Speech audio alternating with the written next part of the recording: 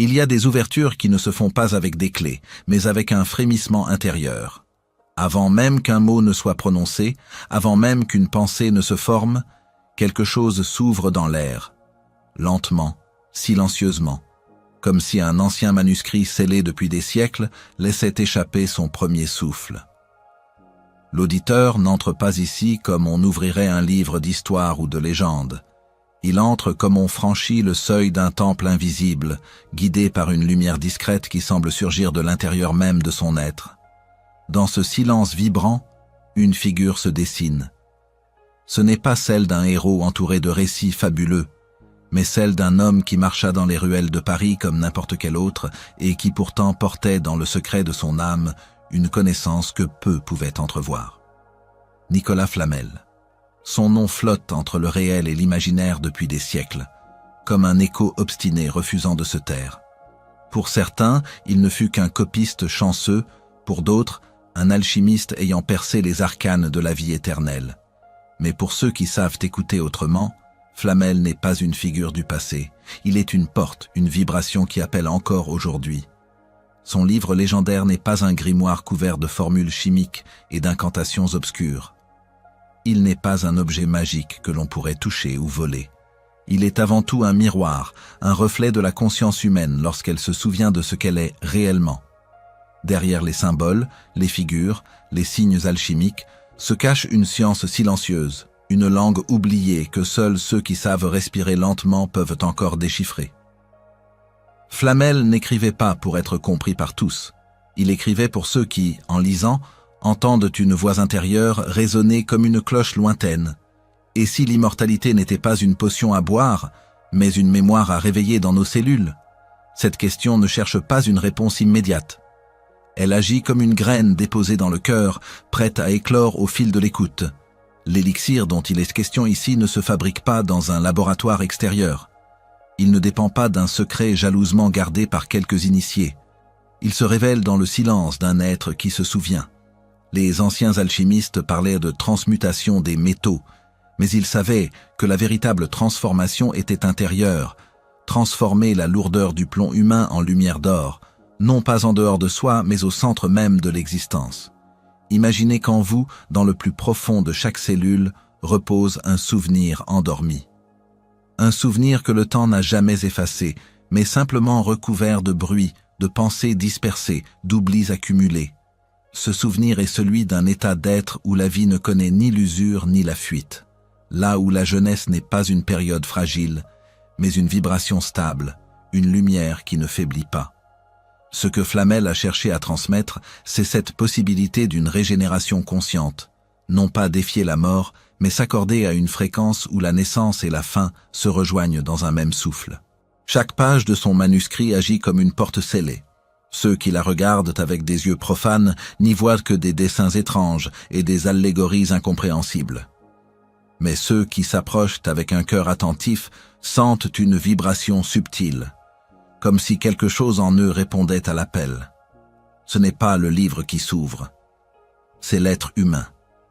C'est ici que commence notre voyage.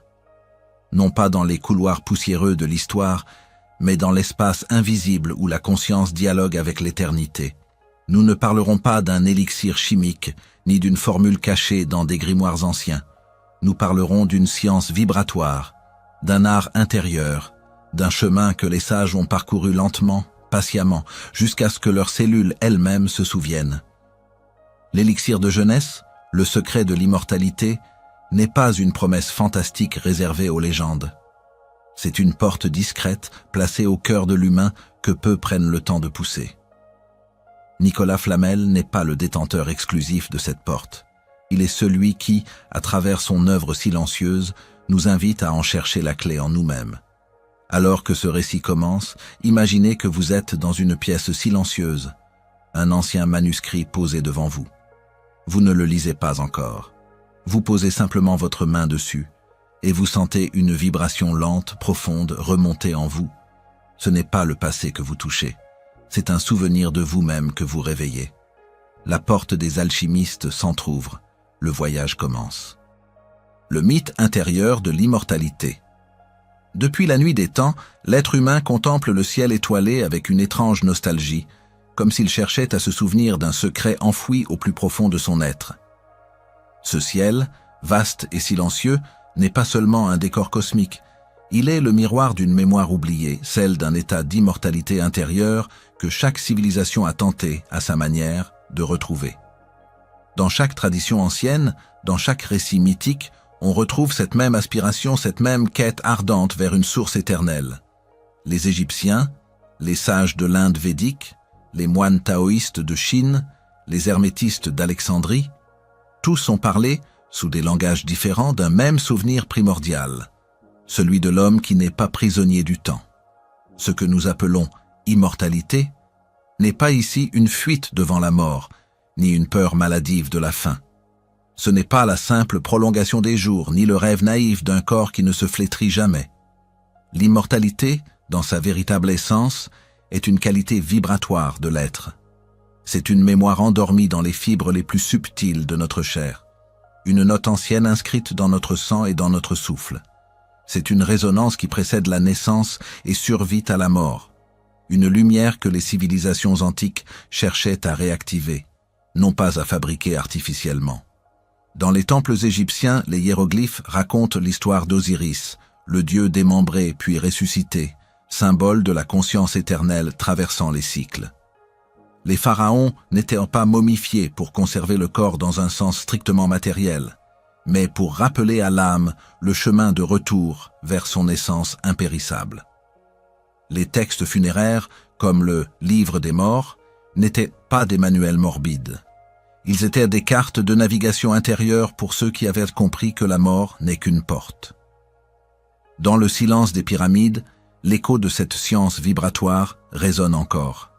La chair est périssable, mais la lumière qui l'habite ne l'est pas. En Inde, les anciens rishis chantaient dans les hymnes védiques l'immortalité comme un état de conscience appelé Amrita, le nectar d'immortalité. Mais ce nectar n'était pas un breuvage tangible à fabriquer dans un laboratoire. C'était une réalité vibratoire que le yogi pouvait extraire du silence intérieur en éveillant la Kundalini, cette énergie lovée à la base de la colonne vertébrale. L'élixir coule dans les canaux subtils, nourrissant chaque cellule d'une mémoire divine. Ce que les textes appellent « boire l'amrita » signifie se souvenir de sa propre nature intemporelle et non consommer une substance externe. En Chine, les taoïstes ont longtemps cherché l'immortalité à travers une alchimie subtile. Contrairement à l'image simpliste des élixirs chimiques, les vrais maîtres parlaient d'une immortalité intérieure, celle que l'on atteint en harmonisant le souffle, l'esprit et l'essence vitale, Jing Qishen. L'adepte taoïste, dans la solitude des montagnes, respirait lentement, affinait ses émotions, transformait son énergie sexuelle en lumière intérieure et, au fil des années, son corps devenait un vase alchimique. On disait que certains disparaissaient en laissant derrière eux seulement leurs vêtements. Non parce qu'ils avaient fui le monde, mais parce qu'ils avaient réintégré la fréquence de leur être originel. Dans les traditions hermétiques de l'Occident, cette quête était symbolisée par la pierre philosophale. Ce n'était pas seulement une substance miraculeuse qui transmutait le plomb en or, mais une métaphore de l'être humain lui-même. Le plomb est notre condition dense, mortelle, ignorante. L'or est notre nature immortelle, rayonnante, consciente. La pierre n'est pas trouvée dans les mines, mais forgée dans le creuset de l'âme. Les alchimistes hermétiques savaient que l'immortalité ne se conquiert pas contre la nature, mais en accord profond avec les lois secrètes de l'univers. Ils appelaient cela opus magnum, la grande œuvre, une lente cuisson intérieure où l'homme devient ce qu'il a toujours été. Si toutes ces traditions, si éloignées géographiquement et historiquement, convergent vers le même symbole, ce n'est pas un hasard. Cela révèle une vérité universelle. Le désir d'immortalité est inscrit dans la conscience humaine comme une boussole intérieure pointant vers la source. Ce n'est pas une invention culturelle, mais une intuition métaphysique. L'être humain sent confusément qu'il n'est pas simplement né pour vieillir et disparaître. Ce sentiment n'est pas orgueil, il est souvenir. Souvenir d'un état premier où la lumière et la matière dansaient en harmonie parfaite, où l'esprit habitait la chair sans s'y enfermer. Le mythe de la fontaine de jouvence en Occident, les jardins d'immortalité en Perse, le soma védique, l'amrita, la pierre philosophale, les immortels taoïstes, tous ces récits sont les reflets multiples d'un seul et même archétype, celui de l'homme cherchant à se rappeler sa nature éternelle. Le mythe n'est pas mensonge, c'est un langage. Et si l'on apprend à écouter ce langage, on découvre que chaque symbole parle en vérité de notre structure intérieure. Mais pourquoi cette mémoire a-t-elle été perdue? Pourquoi l'homme moderne, au lieu de cultiver cette immortalité intérieure, la cherche désespérément à l'extérieur, dans les laboratoires, les cosmétiques, la technologie? Peut-être parce que la conscience collective s'est tournée vers le dehors, oubliant la porte intérieure. Le regard s'est figé sur la surface des choses. Le temps, au lieu d'être une spirale vivante, est devenu une ligne qui mène à la peur de la fin. L'homme a cessé d'être un alchimiste de sa propre chair pour devenir un consommateur d'illusions. Et pourtant, malgré les siècles, cette quête ne s'est jamais éteinte. Elle refait surface aujourd'hui, parfois maladroitement, parfois puissamment, dans les pratiques spirituelles, les médecines énergétiques, les recherches scientifiques sur le vieillissement cellulaire. Les découvertes modernes sur la régénération, la plasticité cellulaire, l'énergie quantique du vivant ne sont pas des nouveautés.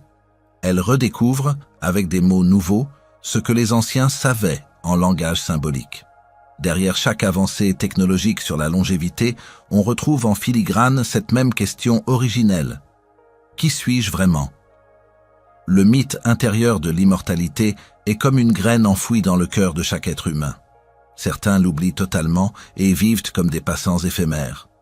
D'autres l'entendent parfois dans un rêve, dans un regard, dans un moment d'émerveillement silencieux devant la nature. Et quelques-uns choisissent consciemment de la cultiver comme les anciens initiés en transformant leur vie en un laboratoire sacré. Cette graine ne promet pas une existence physique sans fin. Elle promet une réintégration dans la trame vivante de l'éternité, ici et maintenant. Lorsque l'on contemple ces récits anciens, on comprend que la véritable immortalité n'est pas une destination future. C'est une mémoire à réveiller. Elle n'a pas besoin d'être inventée car elle est déjà là. Elle sommeille dans chaque respiration, dans chaque battement de cœur, dans chaque silence que nous oublions d'habiter. Elle attend que nous tournions à nouveau notre regard vers l'intérieur, que nous osions franchir la porte que nos ancêtres n'ont jamais cessé de garder ouverte. C'est pourquoi l'histoire de Nicolas Flamel et de l'élixir de vie n'est pas une fable isolée. Elle s'inscrit dans cette longue tradition des chercheurs de lumière, des hommes et femmes qui ont compris que l'immortalité n'est pas un bien extérieur à conquérir, mais une science vibratoire de régénération intérieure. Ce premier chapitre n'est donc pas une analyse historique, mais une invitation à sentir ce souffle ancien qui nous traverse encore. Le mythe intérieur de l'immortalité n'appartient pas au passé. Il est vivant, ici, dans la conscience de celui qui écoute avec le cœur ouvert. L'élixir de vie, une vibration, pas une potion. Il y a des vérités qui se cachent non pas dans les coffres scellés, ni dans les laboratoires secrets, mais dans le silence vibrant du corps humain. L'élixir de vie, tant recherché, tant fantasmé, n'a jamais été une potion versée dans une coupe d'or. Ceux qui ont lu les textes anciens avec des yeux profanes y ont vu des recettes chimiques, des mélanges mystérieux d'herbes rares et de métaux transmutés. Mais ceux qui savaient lire avec l'œil intérieur comprenaient autre chose. L'élixir n'est pas fabriqué, il est révélé. Il ne s'ajoute pas à la vie comme une substance extérieure. Il se réveille comme une fréquence ancienne, inscrite dans la trame même de notre chair. Chaque cellule de notre corps est un livre scellé. Elle porte en elle la mémoire d'une perfection vibratoire, comme une partition musicale oubliée. Au-delà des structures biologiques visibles, il existe une dimension plus subtile, une architecture lumineuse que les sages de toutes les traditions ont cherché à comprendre et à réactiver. Lorsque les anciens parlaient d'élixir, ils utilisaient un langage symbolique pour désigner cette résonance intérieure, cette capacité qu'a la vie de se souvenir d'elle-même. Boire l'élixir, dans leur langage, signifiait s'accorder à cette vibration originelle. L'être humain moderne imagine souvent la régénération comme une prouesse médicale ou technologique. Il pense en termes de molécules, de gènes, de manipulations extérieures. Mais les anciens savaient que le plus grand laboratoire est le corps lui-même, lorsqu'il devient un instrument accordé. L'élixir n'est pas le résultat d'une addition chimique, mais la conséquence d'une harmonisation vibratoire. Quand la respiration, la pensée et l'énergie vitale s'alignent, quelque chose s'ouvre dans le corps, une porte subtile qui libère une lumière intérieure. Cette lumière, une fois réveillée, se répand silencieusement dans les cellules, comme une encre dorée qui ravive chaque page du grand manuscrit vivant qu'est l'être humain. Les textes hermétiques parlent souvent de boire la lumière. À première vue, cela semble poétique ou ésotérique, mais derrière ces mots se cache une science vibratoire précise.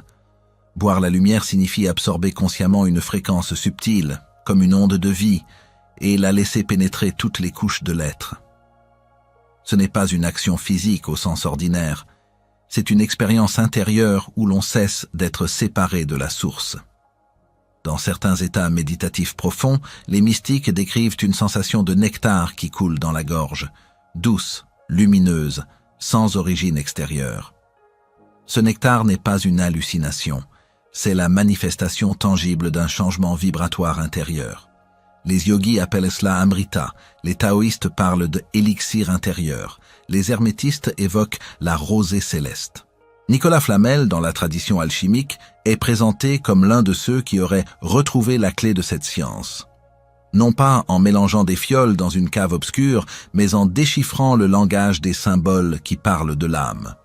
Ces manuscrits, entourés de mystères, n'étaient pas des grimoires de sorciers au sens populaire, mais des cartes vibratoires codées pour guider l'initié vers la fréquence perdue. L'élixir dont il est question n'était pas destiné à être vendu ni distribué comme un remède matériel. Il était la récompense silencieuse d'un travail intérieur patient, d'une purification de l'être. Pour comprendre cette notion, il faut concevoir que la matière n'est pas inerte. Chaque particule, chaque cellule, chaque souffle est traversé par des ondes vibratoires. La physique moderne commence à peine à effleurer ce que les anciens savaient intuitivement. La matière est une condensation d'énergie, et l'énergie elle-même est structurée par des fréquences. Changer de fréquence, c'est changer de réalité intérieure. L'élixir de vie est cette fréquence particulière où le corps cesse de se comporter comme un amas limité de matière vieillissante et commence à résonner comme un organisme relié à une source infinie. Les anciens initiés savaient que cette fréquence ne pouvait être approchée que dans un état d'unité intérieure. Tant que l'esprit est dispersé, tant que les émotions sont désaccordées, tant que le souffle est oublié, le corps reste fermé comme une forteresse. Mais lorsque ces trois clés, esprit, souffle, énergie, s'alignent, une alchimie s'opère spontanément. Ce n'est pas un acte volontaire, mais une ouverture naturelle. L'élixir n'est pas fabriqué, il se met à couler, comme une source qui jaillit dès que la pierre qui la bloquait est retirée. Imagine un instant que chaque cellule est comme une corde d'un instrument sacré. Lorsque la peur, le stress et la confusion dominent, ces cordes vibrent de manière chaotique, produisant une musique disharmonieuse qui fatigue l'organisme.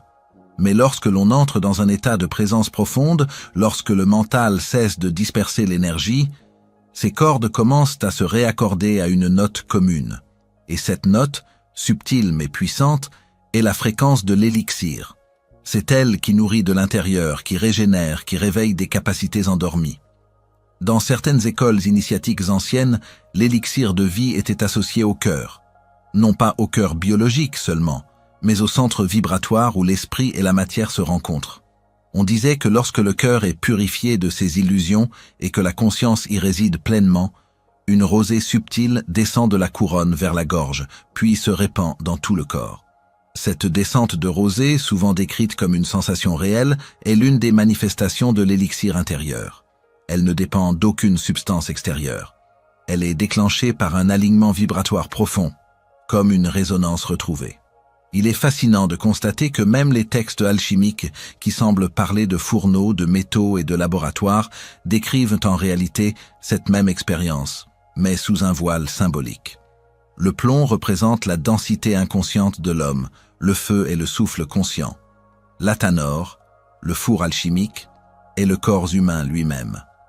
Lorsque le feu intérieur est maintenu avec constance, le plomb commence à se transformer jusqu'à ce que la matière dense devienne lumière. L'élixir, dans ce contexte, est le moment où la transformation atteint un seuil critique. La vibration de la vie devient si pure qu'elle se manifeste comme nectar, lumière, régénération. Il est important de comprendre que cette science n'était pas réservée à une élite privilégiée. Elle était universelle, mais voilée, car elle demandait une maturité intérieure pour être comprise. Si l'on donne une clé vibratoire à un esprit dispersé, elle reste lettre morte. Mais entre les mains d'un être qui sait écouter le silence, cette clé ouvre des portes insoupçonnées. Flamel, comme d'autres avant lui, aurait simplement retrouvé cette clé et l'aurait transmise à travers un langage codé pour ceux qui avaient les yeux pour voir. Aujourd'hui, l'homme moderne redécouvre, sous des formes scientifiques, ce que les anciens exprimaient en symboles. Les études sur la cohérence cardiaque, la régénération cellulaire, la communication vibratoire entre les cellules, montrent que la santé et la longévité ne sont pas uniquement déterminées par la génétique, mais par l'état vibratoire global du corps. Le stress chronique, la peur et la dispersion énergétique accélèrent la dégradation cellulaire. La présence consciente, la paix intérieure et l'alignement vibratoire favorisent la régénération. Ce que la science décrit avec des courbes et des équations, les mystiques vivaient dans leur chair comme une évidence. La vibration gouverne la matière. L'élixir de vie n'est donc pas quelque chose à chercher au dehors. Il n'est pas caché dans une montagne lointaine, ni conservé dans un temple secret. Il est ici, maintenant, dans la respiration qui t'anime, dans la lumière silencieuse qui veille en toi. Il attend que tu t'accordes à lui, comme un instrument à son diapason. Lorsque cela se produit, le corps entier devient un calice. La lumière y coule sans effort, comme si elle avait toujours été là. Ce n'est pas une transformation spectaculaire dans le sens hollywoodien, mais une transmutation silencieuse, profonde, stable. Nicolas Flamel et d'autres alchimistes n'ont pas inventé l'élixir. Ils ont simplement redécouvert une vérité éternelle. En lisant les symboles, ils ont entendu la musique cachée dans la matière. En purifiant leur regard, ils ont permis à la lumière intérieure de circuler librement. L'élixir n'est pas un privilège réservé à quelques élus. C'est la nature même de la vie lorsqu'elle cesse d'être entravée. Ce chapitre n'est pas une explication rationnelle, mais une invitation à sentir, à écouter le silence entre deux respirations, à reconnaître que le corps n'est pas un amas figé, mais un temple vibrant, à comprendre que ce que les textes appellent « boire l'élixir » n'est rien d'autre que s'accorder à la fréquence de la source. Lorsque cela est compris, toute la quête extérieure devient inutile. L'élixir de vie coule là où l'on cesse de le chercher. Les trois clés alchimiques: souffle, verbe, lumière. Dans toutes les traditions anciennes, lorsqu'il est question de régénération, d'éveil ou d'immortalité, trois forces reviennent sans cesse, voilées sous des langages différents, mais portant toujours la même essence, le souffle, le verbe et la lumière. Ces trois clés ne sont pas des éléments symboliques arbitraires, mais des puissances réelles qui habitent chaque être humain. Elles sont les piliers invisibles de toute alchimie intérieure. Là où elles s'unissent, la matière se souvient de sa source et se régénère. Là où elles sont séparées ou oubliées, l'être s'éteint peu à peu, comme une lampe privée d'huile. Le souffle est le premier mystère, la porte d'entrée de tous les autres. Avant la pensée, avant le langage, avant même la conscience claire de soi, il y a le souffle. Il est le courant vital primordial qui relie le visible et l'invisible, le temporel et l'éternel. Dans les traditions bibliques, il est dit que Dieu insuffla dans les narines de l'homme le souffle de vie, et l'homme devint un être vivant. Dans l'Inde ancienne, ce souffle est appelé prana, l'énergie subtile qui circule dans les canaux invisibles du corps. Les taoïstes l'appellent ki. Les mystiques soufis le nomment Nafas ar-Rahman, le souffle du miséricordieux. Partout, il est reconnu que la respiration physique n'est que la manifestation extérieure d'un courant plus profond. Ce courant est la première clé. Ce souffle n'est pas simplement de l'air, il est la vibration vivante de la création.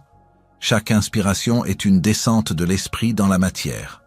Chaque expiration est une remontée de la matière vers l'esprit. Lorsque ce mouvement devient conscient, quelque chose change radicalement dans la structure intérieure de l'être. Ce qui était automatique devient sacré. Ce qui était banal devient un acte alchimique. Les anciens maîtres savaient que la respiration consciente n'est pas seulement une technique de bien-être, mais une porte vers la mémoire originelle. En respirant avec présence, on réactive des circuits subtils dans le corps énergétique, on ouvre des canaux où peut circuler une lumière oubliée. Mais le souffle, aussi puissant soit-il, n'est qu'une clé parmi trois. La deuxième est le verbe. Le verbe est la force structurante, l'architecte invisible qui façonne la réalité intérieure et extérieure. Dans l'Évangile selon Jean, il est dit « Au commencement était le Verbe ». Et le Verbe était auprès de Dieu, et le Verbe était Dieu. Cette phrase n'est pas une métaphore poétique, elle révèle une loi vibratoire universelle.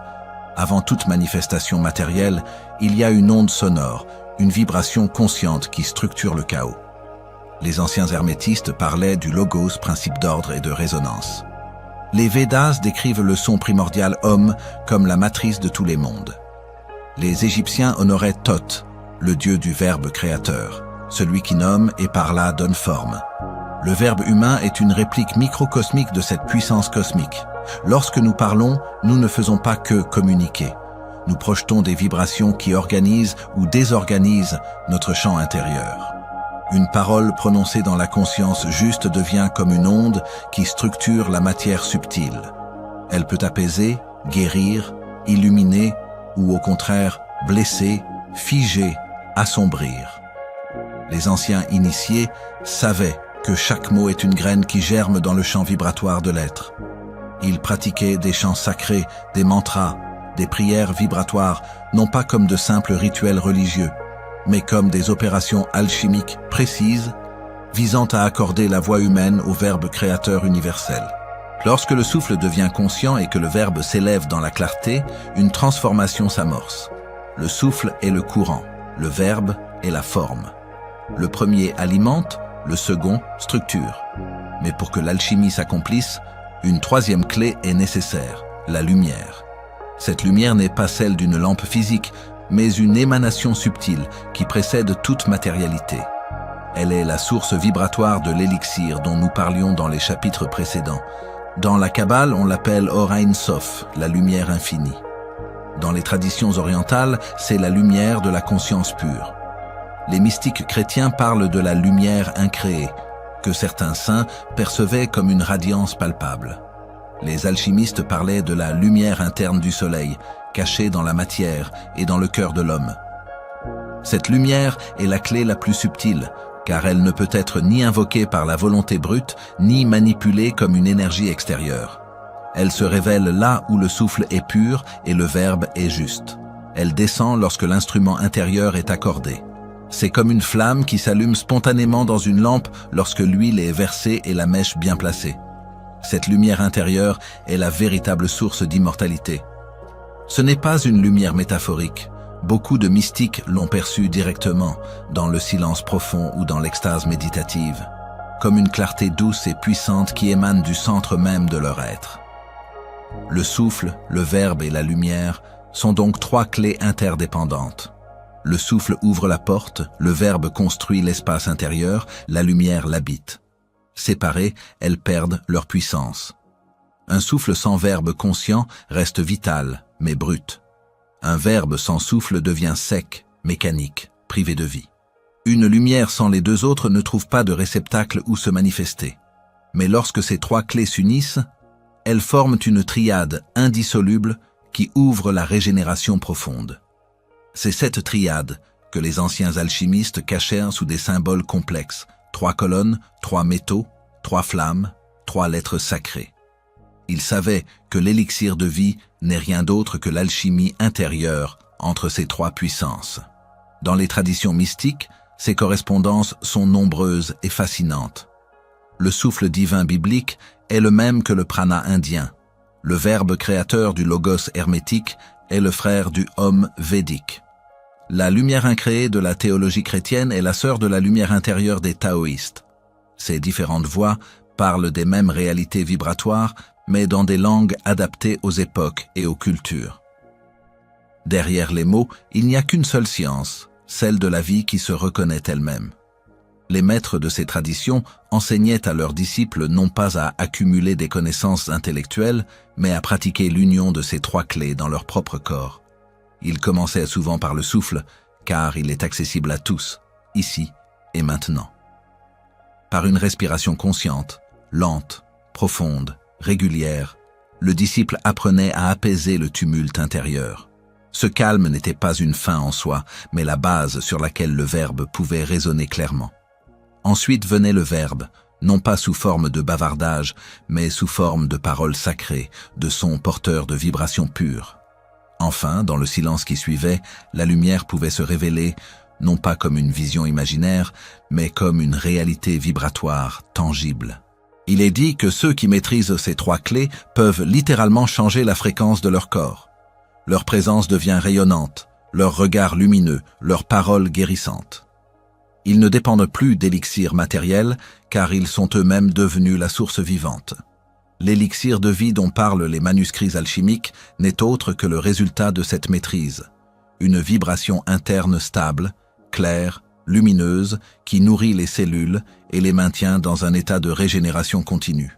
Là où le commun des mortels s'épuise dans le désaccord vibratoire, l'initié se renouvelle sans cesse dans l'accord triadique.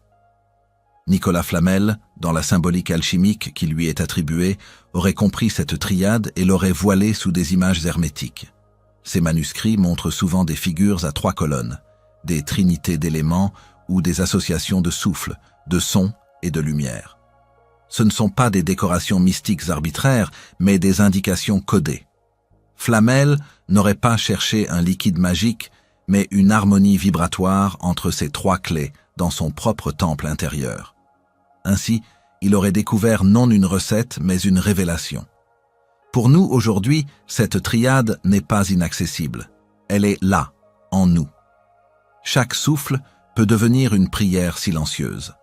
Chaque parole peut devenir une onde créatrice. Chaque instant de silence peut laisser jaillir la lumière intérieure. Il ne s'agit pas d'acquérir quelque chose de nouveau, mais de se souvenir.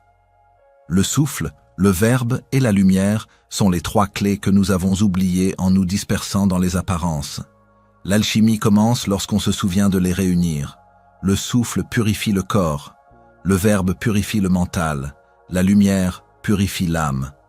Ensemble, ils ouvrent les portes d'une régénération qui n'est plus une hypothèse mystique, mais une réalité vivante.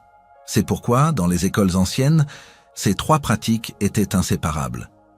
Respirer, chanter ou prononcer consciemment et contempler la lumière intérieure formaient un seul et même chemin. Ce chemin ne mène pas à une potion, mais à un état d'être. Ainsi, les trois clés alchimiques ne sont pas des concepts théoriques à mémoriser, mais des expériences à vivre dans le corps, le souffle et la conscience. Elles sont le socle sur lequel l'élixir se révèle naturellement. Elles sont les gardiennes silencieuses de la porte intérieure. Lorsque tu respires avec conscience, que tu parles avec justesse vibratoire et que tu laisses la lumière se déposer sans effort, tu ouvres le laboratoire secret en toi. Et c'est là, dans ce laboratoire silencieux, que l'immortalité cesse d'être une légende pour devenir une vibration vivante. Le corps comme athanor de l'éternité.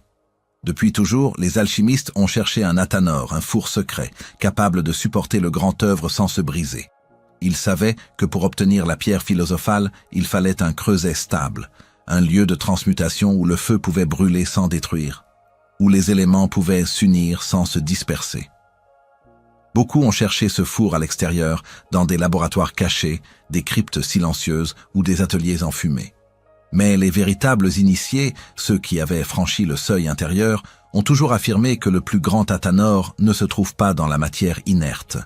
Il est le corps humain lui-même, le corps vivant, conscient, vibrant, et l'unique laboratoire capable d'accueillir le feu éternel sans être consumé. Chaque cellule, chaque souffle, chaque pulsation de sang, chaque oscillation subtile de la chair est une pièce de ce laboratoire vivant. Le corps n'est pas une masse inerte que l'esprit habite temporairement. Il est une architecture alchimique parfaite, conçue pour révéler les secrets de l'éternité. Les traditions anciennes le savaient. Elles parlaient du corps comme d'un temple, d'une cathédrale vibratoire, d'un microcosme reflétant le macrocosme. Dans les textes hermétiques, il est dit que ce qui est en haut est comme ce qui est en bas. Et le corps est précisément ce lieu d'union entre le haut et le bas.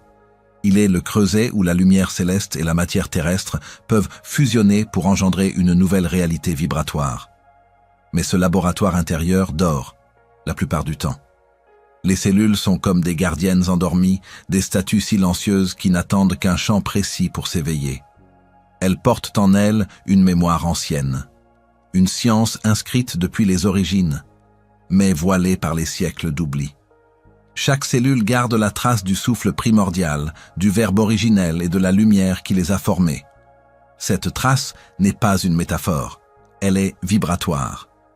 Lorsqu'une vibration juste est retrouvée, une fréquence qui correspond à ce souvenir intérieur, quelque chose se réveille dans la chair. Les cellules ne reçoivent pas quelque chose d'extérieur. Elles se souviennent. Elles reconnaissent une fréquence oubliée, comme une mélodie lointaine que l'on n'avait plus entendue depuis des millénaires. L'erreur commune de ceux qui cherchent l'immortalité a toujours été de vouloir ajouter quelque chose au corps, une potion, une technique, une substance rare, une pierre cachée. Mais le véritable élixir n'est pas versé dans le corps comme on remplit un vase vide. Il est révélé depuis l'intérieur comme une source qui recommence à couler lorsqu'on enlève les pierres qui l'obstruaient. Le corps est le vase, mais il est aussi la source. Il n'a jamais perdu l'élixir. Il l'a simplement oublié. Sous les couches de tension, de croyances, de désaccords vibratoires, repose une mémoire vivante prête à être réactivée. Nicolas Flamel et d'autres initiés comprirent cela. Ils voyaient dans le corps, non pas un obstacle à transcender, mais le lieu même de la transmutation. Là où la chair devient consciente, le feu éternel peut agir. Là où la chair est endormie, le feu brûle en vain. Flamel n'a pas fui le corps, il l'a sanctifié. Dans les récits symboliques qui lui sont attribués, son athanor n'est pas une machine extérieure, mais un état d'être dans lequel la matière corporelle devient transparente à la lumière. Cet état n'est pas une abstraction spirituelle. Il est une transformation concrète du champ vibratoire cellulaire. Les alchimistes parlaient souvent du feu secret qui devait être maintenu jour et nuit dans l'athanor. Ce feu n'est autre que la conscience vivante, unifiée, dirigée vers le corps, non avec mépris, mais avec révérence. Lorsque cette conscience descend dans la chair et s'y installe avec douceur et puissance, le feu s'allume dans le laboratoire intérieur. Les cellules sentent cette présence comme une chaleur subtile, une clarté silencieuse, une expansion délicate. Ce n'est pas une sensation mystique réservée à quelques élus, c'est une réalité vibratoire universelle que tout être humain peut retrouver. Dans certaines traditions orientales, on parle des palais internes, des lieux subtils du corps où réside une lumière endormie. Les taoïstes évoquent le champ de cinabre, centre énergétique situé dans le bas-ventre où l'élixir intérieur est distillé lentement. Les yogis parlent de la montée de l'énergie à travers les chakras, ouvrant des portes intérieures jusqu'à la couronne lumineuse. Les mystiques chrétiens parlent de la descente de la lumière dans le cœur, transformant la chair en temple vivant. Toutes ces traditions pointent vers une même réalité. Le corps n'est pas un fardeau, mais un instrument. Ce n'est pas une prison, mais un athanor. Pour que l'alchimie intérieure s'accomplisse, il faut réapprendre à habiter le corps. Non pas l'occuper distraitement, mais y descendre pleinement, comme un alchimiste dans son laboratoire secret. Cela demande une qualité d'attention rare, un regard intérieur qui ne juge pas, mais qui contemple. Lorsque l'attention descend ainsi dans les cellules, quelque chose se met à vibrer différemment. C'est comme si une lampe ancienne était rallumée pièce par pièce dans une cathédrale endormie. Au début, une lueur timide apparaît, puis la lumière se répand lentement, réchauffant les pierres, illuminant les voûtes, réveillant les statues. Les cellules, touchées par cette conscience vibrante, se réorganisent, se réaccordent au souffle, au verbe et à la lumière dont elles sont issues. Cette réactivation cellulaire n'a rien d'automatique. Elle ne se produit pas par la simple compréhension intellectuelle. Elle exige une présence réelle, continue, presque amoureuse. Le corps sent lorsque l'esprit le regarde avec dureté ou indifférence. Il se referme comme une fleur blessée. Mais lorsque l'esprit le regarde avec douceur, curiosité sacrée, patience, il s'ouvre lentement. Ce processus est semblable à celui des alchimistes qui chauffaient lentement leur matière sans jamais brusquer le feu. Trop de chaleur et tout brûle, pas assez et rien ne se transforme. Le feu de la conscience doit être juste, ni violent ni absent. Cette justesse ouvre la porte des cellules. Lorsque les cellules s'éveillent, elles commencent à résonner ensemble. Ce phénomène est plus profond qu'un simple bien-être. C'est une harmonisation vibratoire collective à l'intérieur du corps. Les traditions anciennes parlaient parfois d'un chant intérieur, une sorte de musique silencieuse qui s'élève lorsque les cellules sont accordées. Ce chant n'est pas entendu avec les oreilles physiques, mais perçu avec l'être entier. Il est la preuve que le laboratoire fonctionne. À ce moment-là, le corps cesse d'être perçu comme un amas de chair vieillissante et devient un temple vibrant, traversé par des courants lumineux. Le temps semble s'y suspendre. Les limites se font plus fluides. L'élixir intérieur commence à circuler. Le rôle de Flamel et d'autres maîtres n'était pas de livrer des recettes extérieures, mais de rappeler cette science oubliée, celle du corps comme Athanor de l'éternité. Ils utilisaient des langages symboliques pour préserver le savoir des profanations. Leurs écrits parlent de métaux à purifier, de vapeurs à condenser, d'eau à transmuter, mais ces métaux sont les émotions brutes, ces vapeurs sont les souffles subtils, ces eaux sont les mémoires profondes. Tout le laboratoire est en nous. Le véritable grand œuvre n'est pas une opération matérielle, c'est une opération vibratoire dans la chair vivante. Certains diront que le corps est mortel, qu'il se dégrade inévitablement. Mais les anciens répondaient que cette mortalité n'est qu'un état vibratoire altéré. Le corps n'est pas condamné à la décrépitude par essence, mais par oubli. Il vieillit parce que la conscience s'est retirée, parce que le feu secret s'est éteint. Là où le feu est entretenu, là où la lumière continue à se répandre, la chair se renouvelle. Ce n'est pas une promesse de jeunesse éternelle au sens mondain, mais une autre temporalité, une autre manière d'habiter le temps. Le corps devient un instrument de l'éternité au sein du changement, un vaisseau transparent au souffle et au verbe. Le véritable Athanor n'est donc pas à construire, il est à révéler. Chacun porte en soi ce four secret. Chacun a la possibilité de rallumer le feu, de descendre dans son propre laboratoire vivant et de commencer l'œuvre. Ce n'est pas une entreprise réservée à quelques élus comme Flamel, c'est le droit de chaque être humain. Mais cela demande de la patience, de la persévérance et surtout une foi vibrante dans la capacité du corps à se souvenir. Car au fond, il ne s'agit pas d'apprendre quelque chose de nouveau, mais de rappeler au corps ce qu'il sait déjà. Lorsque le souffle conscient pénètre chaque cellule, lorsque le verbe résonne avec justesse, lorsque la lumière s'installe silencieusement, le corps devient un temple où l'élixir coule de lui-même. Cet état ne se fabrique pas, il s'écoute, il s'accueille, il s'éveille. Alors, le temps se fait doux, la chair devient lumière, et l'Athanor intérieur révèle son feu éternel. L'art de la régénération vibratoire. Il arrive un moment sur le chemin des alchimistes intérieurs où l'on comprend que la quête ne consiste plus à accumuler des connaissances, mais à se transformer soi-même. Ce moment est silencieux, presque imperceptible, comme une aube qui s'annonce sans bruit.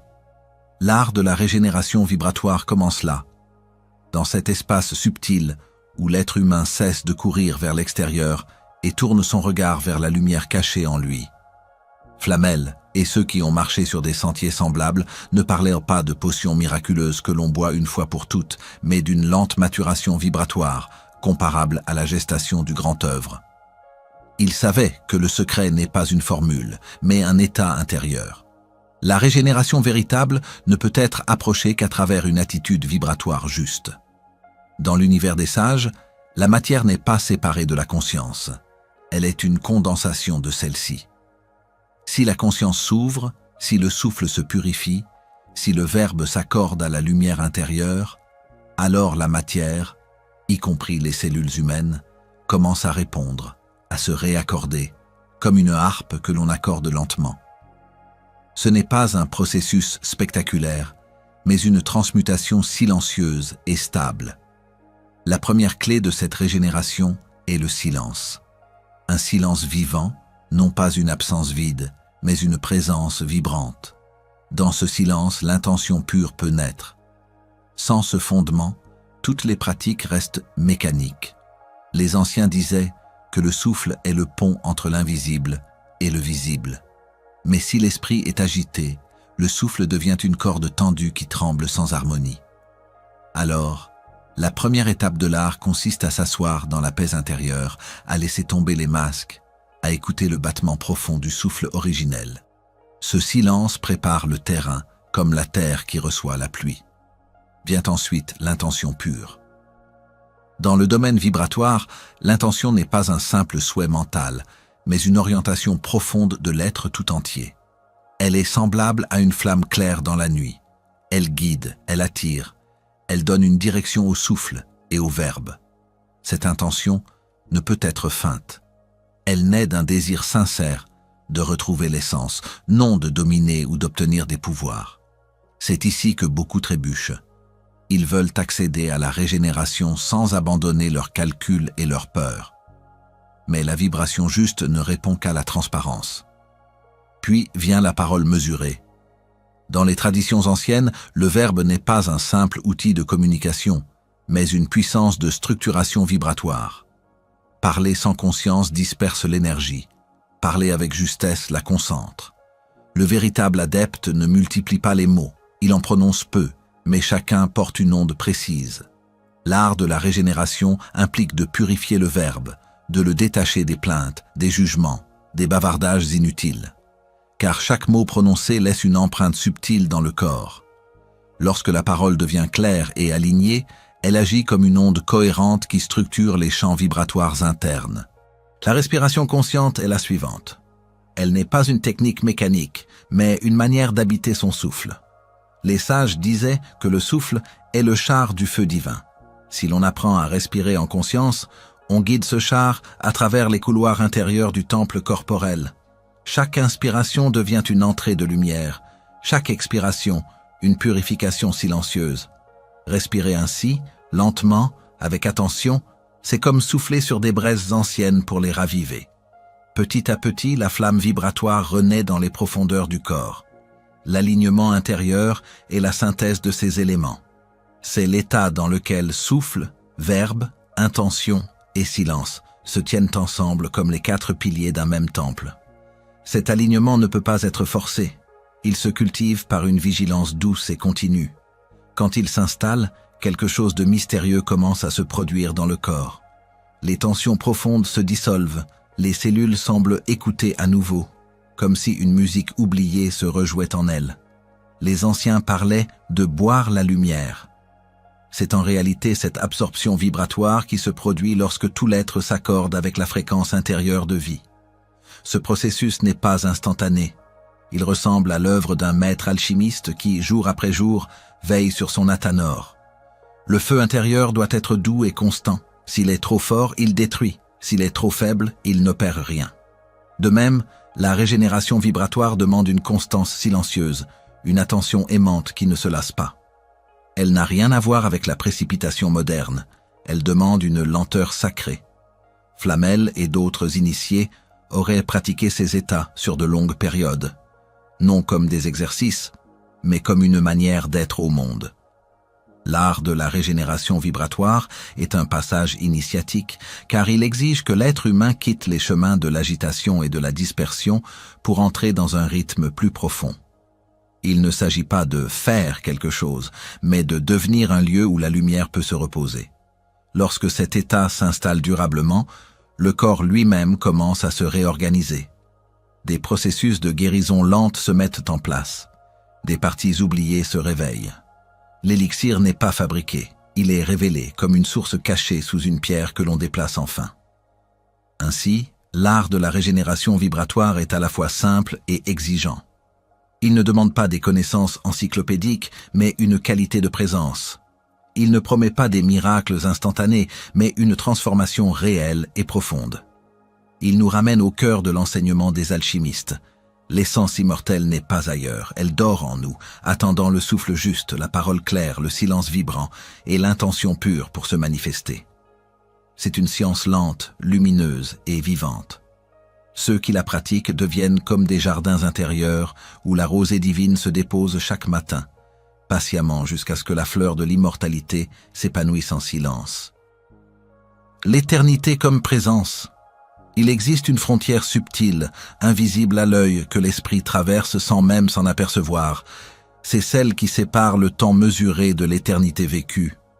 Depuis des millénaires, les traditions mystiques ont tenté d'exprimer cette bascule en des mots simples, mais aucun langage humain ne peut pleinement la contenir. Car l'éternité dont parlent les sages n'est pas un temps prolongé à l'infini, ni une promesse d'immortalité corporelle dans un futur lointain. Elle est une qualité de présence, une manière d'habiter le moment qui dissout l'illusion de la durée. C'est ici, maintenant, que l'éternité se révèle. Pas demain, pas après la mort, pas au terme d'une longue quête extérieure, mais dans l'instant pur, libéré des projections. L'être humain a longtemps cherché l'immortalité comme une conquête. Il a cherché des élixirs, des secrets gardés dans des grimoires poussiéreux, des alchimies matérielles capables d'échapper à la mort. Il a rêvé d'une vie sans fin comme on rêve d'un royaume caché derrière les montagnes. Mais les alchimistes véritables ont toujours su que la clé n'était pas dans une durée ininterrompue, mais dans un retournement intérieur. Nicolas Flamel, dans cette perspective, n'est plus simplement un personnage historique entouré de mystères, mais un symbole vivant, celui d'un être qui s'est souvenu de la lumière originelle. Sa trace dans l'histoire n'est pas celle d'un corps qui ne meurt pas, mais celle d'une conscience qui a su inscrire sa vibration dans la trame intemporelle. Ceux qui ont bu l'élixir n'ont pas nécessairement échappé au cycle biologique de la vie et de la mort. Ils ont bu une autre substance, la présence pure. Cette présence n'est pas produite par l'effort, mais révélée lorsque le voile des distractions tombe. Elle est comme un soleil caché derrière les nuages. Elle n'a jamais cessé de briller, mais les pensées, les peurs, les désirs et les regrets l'ont recouverte. L'immortalité intérieure commence lorsque l'on se retourne vers cette lumière.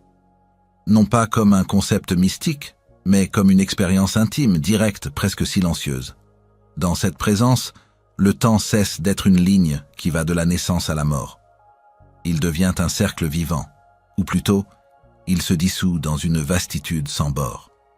L'un des enseignements les plus profonds des alchimistes était que le présent n'est pas simplement un moment entre deux autres, mais la racine même de l'éternité.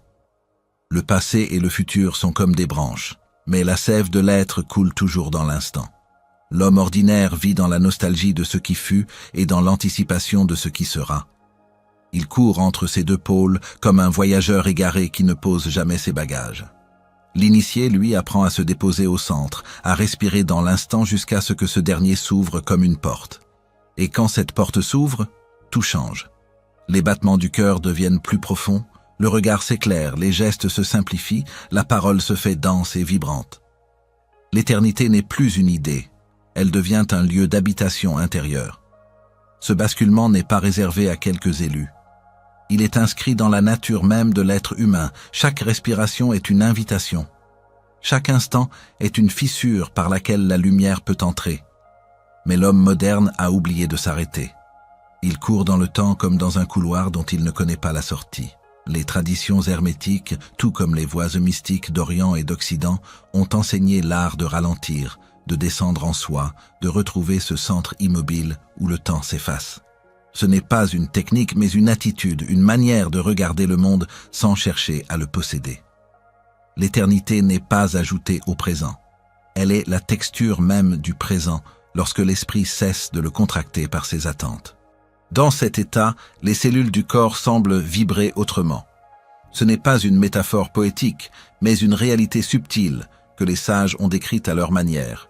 Lorsque la conscience s'installe pleinement dans la présence, le corps entre dans un rythme plus vaste. Les processus vitaux se réharmonisent, les tensions profondes se défont, la respiration s'élargit. L'être humain devient un point d'équilibre entre le visible et l'invisible. Il n'a pas besoin de prolonger indéfiniment sa vie physique, car il touche une dimension où rien ne meurt réellement. Ce que l'on appelle mort n'y est plus une fin, mais un changement d'état dans une continuité lumineuse. Nicolas Flamel devient alors le miroir de ce processus. Qu'importe, au fond, s'il a réellement trouvé la pierre philosophale au sens matériel. Ce qui compte, c'est qu'il incarne la figure de celui qui s'est souvenu. Sa légende traverse les siècles non parce qu'il aurait échappé à la mort biologique, mais parce que sa vibration a trouvé une stabilité dans l'éternité présente. Ce genre de traces ne se grave pas dans les pierres ou dans les livres, mais dans le tissu même de la conscience humaine. Chaque fois qu'un être humain se souvient de sa propre lumière intérieure, il entre en résonance avec cette lignée invisible d'êtres éveillés. L'éternité comme présence est une invitation à se souvenir. Elle ne demande pas de quitter la vie, mais de l'habiter autrement, de respirer lentement, de parler avec justesse, de se tenir dans l'instant comme un arbre dans le vent. Elle nous enseigne que le vrai miracle n'est pas de vivre éternellement dans le corps, mais de reconnaître ici et maintenant la dimension qui ne naît ni ne meurt. C'est dans cette reconnaissance que s'opère la véritable régénération. Les cellules répondent à cette présence comme à une musique connue. Les émotions s'apaisent, les pensées cessent de tourner comme des feuilles mortes dans une rivière. Le temps perd son pouvoir tyrannique, et l'être humain découvre une paix qui ne dépend d'aucune circonstance extérieure. Cette paix, loin d'être passive, est une force créatrice. Elle n'est pas une fuite du monde, mais une manière nouvelle de l'habiter. L'homme ou la femme qui goûte à cette éternité présente devient un centre rayonnant. Ses actes sont simples mais imprégnés d'une qualité vibratoire rare. Sa parole devient semence. Son regard est clair. Son souffle porte la trace d'un autre temps, ou plutôt de l'absence de temps. C'est ainsi que ceux qui ont bu l'élixir continuent d'agir au-delà de leur vie physique, parce qu'ils ont planté dans le champ de la conscience collective une vibration qui ne s'éteint pas. L'auditeur est donc invité, à ce stade du voyage, non à rêver d'un futur mythique où il échapperait à la mort, mais à s'asseoir dans le silence de l'instant et à se souvenir. Souvenir de ce qui n'a jamais été perdu, seulement recouvert. Souvenir de la lumière immobile au cœur de son souffle. Souvenir de l'éternité qui pulse dans chaque seconde vécue pleinement. Ce souvenir n'est pas intellectuel. Il est comme un parfum reconnaissable, une musique familière que l'on entendait avant la naissance et que l'on réentend soudain. Chapitre après chapitre, le grimoire de Flamel s'est ouvert comme une série de voiles qui se soulèvent. Et le dernier voile révèle cela. L'éternité n'est pas ailleurs. Elle est la texture invisible du présent que l'on retrouve lorsque l'on cesse de courir. Devenir porteur de cette lumière, c'est cesser de chercher l'immortalité et commencer à l'incarner. Ce n'est pas une promesse lointaine, mais un engagement intime, silencieux, à habiter l'instant comme une porte vers l'infini. C'est cela, le véritable élixir de vie. Tout se referme comme un souffle qui s'éteint doucement, sans heurts, sans éclat, mais avec cette résonance silencieuse qui persiste longtemps après que la parole s'est tue. Le manuscrit imaginaire se ferme lentement entre tes mains intérieures. Sa couverture craque comme un vieux bois vivant et dans cette craquelure tu entends encore l'écho discret de ce qui vient d'être révélé. Le silence qui suit n'est pas un vide, mais une présence subtile, dense, presque palpable. C'est comme si les symboles inscrits dans les pages invisibles avaient désormais migré dans l'air qui t'entoure, et plus profondément encore, dans la chair même de ton souffle. Depuis le commencement, ce voyage n'a jamais été une quête de pouvoir extérieur, ni une chasse à une potion miraculeuse.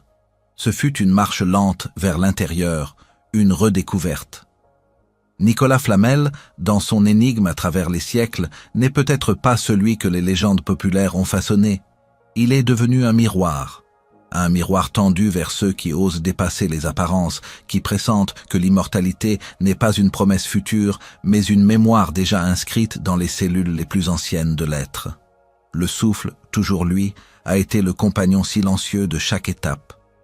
Dans les traditions les plus reculées, on disait que le premier don divin fut le souffle, et que le dernier qui nous quitte est aussi le souffle. Entre les deux, toute une vie s'étire comme une incantation ininterrompue. Les alchimistes savaient que ce souffle n'était pas simplement un mécanisme biologique, mais une vibration porteuse d'une mémoire d'éternité. Chaque respiration est une clé, chaque expiration une ouverture vers ce lieu intérieur où le temps cesse d'imprimer ses marques. Le véritable élixir, Flamel le savait, n'est pas quelque chose que l'on fabrique dans un athanor de pierre, mais dans un athanor de chair et de lumière. Ce creuset est toi. Ce feu est ta conscience éveillée. Ce métal à purifier est ta perception. Et lorsque tout cela s'aligne, alors quelque chose se met à chanter en silence, comme une source oubliée qui recommence à couler. Cette source n'est autre que le souffle qui ne vieillit pas. La légende raconte que Flamel et son épouse disparurent mystérieusement, laissant derrière eux richesses, manuscrits, symboles, comme si leurs traces matérielles s'étaient effacées dans une lumière plus vaste. Peut-être n'est-ce pas une disparition, mais une translation, celle d'un être qui, ayant retrouvé le centre vibrant du présent éternel, ne dépend plus des limites du corps ou des calendriers. Leur secret n'était pas une formule cryptée dans les marges d'un grimoire, mais une mémoire vibratoire réactivée. Ce qui demeure après ce parcours, ce n'est pas une connaissance accumulée comme un trésor fragile, mais une évidence subtile. L'éternité n'est pas à conquérir, elle est à habiter. Elle ne se trouve ni dans les potions, ni dans les pierres, mais dans le retour conscient au souffle. Ce souffle est le gardien invisible de tout ce que tu es réellement. Il traverse les âges, les renaissances, les silences. Il est la première vibration de ta venue ici et la dernière qui quittera ce monde visible. Alors, lorsque tu refermeras à ton tour le manuscrit de cette exploration, fais-le non avec nostalgie, mais avec cette conscience tranquille que rien n'est vraiment fini. Le chemin continue là où les mots s'effacent. Dans chaque respiration calme, dans chaque instant suspendu entre deux pensées, tu peux sentir la présence de cette lumière intemporelle qui attend simplement d'être reconnue. Le souffle qui ne vieillit pas n'appartient à aucune époque, à aucun maître, à aucun secret réservé. Il appartient à la conscience qui s'est écoutée. Il est là, maintenant, dans ce battement invisible entre 2 secondes, dans ce silence qui enveloppe tout. C'est là que Flamel t'attend, non comme une figure historique, mais comme une voix intérieure qui chuchote « Souviens-toi ». Et dans ce rappel, tout devient simple. Le manuscrit n'était jamais à l'extérieur. Le secret n'a jamais été caché ailleurs. Tout était déjà inscrit, silencieusement, dans ta respiration.